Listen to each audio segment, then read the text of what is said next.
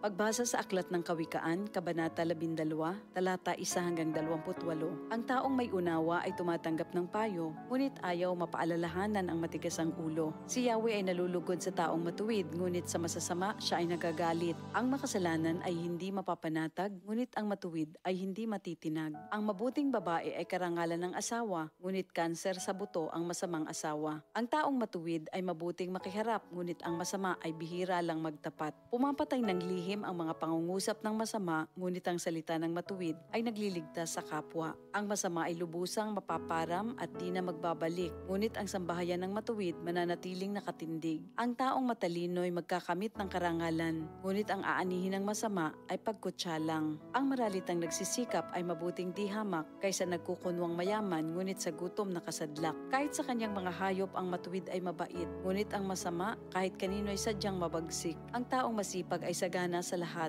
ngunit ang isang hangal sa yaman ay salat. Ang nais ng masama ay puro kasamaan, ngunit ang tuntungan ng matuwid ay hindi magmamaliw. Ang masama ay nahuhuli sa salita ng kanyang bibig, ngunit ang matuwid ay malayo sa ligalig. Ang kakamti ng tao ay batay sa gawa o salita, bawat isa ay tatanggap ng karampatang gantimpala. Ang akala ng mangmang ay siya lamang ang tama, ngunit handang tumanggap ng payo ang taong may unawa. Ang pagkainis ng mangmang kaagad nahahalata, ngunit ang mga matatalino di pansin ang pagkutya. Sa pagsasabi ng tapat, lumilitaw ang katarungan, ngunit ang pagsisinungaling ay lumilikha ng kapahamakan. Ang matalas na pananalita ay sumusugat ng damdamin, ngunit sa magandang pananalita, sakit ng loob ay gumagaling. Ang tapat na labi ay mananatili kailanman, ngunit ang dilang sinungaling ay hindi magtatagal. Ang nagbabalak ng masama ay mag-aani ng kapahamakan, ngunit ang nag-iisip ng mabuti magtatamo ng kagalakan. Ang kasamaang palad ay malayo sa matuwid, ngunit ang buhay ng masama ay puno ng ligalig. Namumuhi si Yahweh sa taong sinungaling,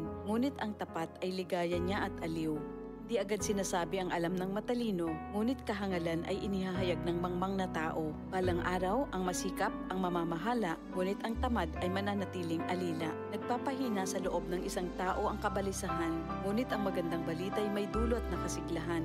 Ang payo ng kaibigang matuwid ay isang gabay, ngunit ang daan ng masama ay tungo sa pagkaligaw. Hindi makakamit ng tamad ang kanyang hinahangad, ngunit ang masikap ay laging may magandang hinaharap. Ang matuwid na landas ay patungo sa buhay, ngunit ang maling daan ay hahantong sa kamatayan. Ito ang salita ng Diyos. DCXL 558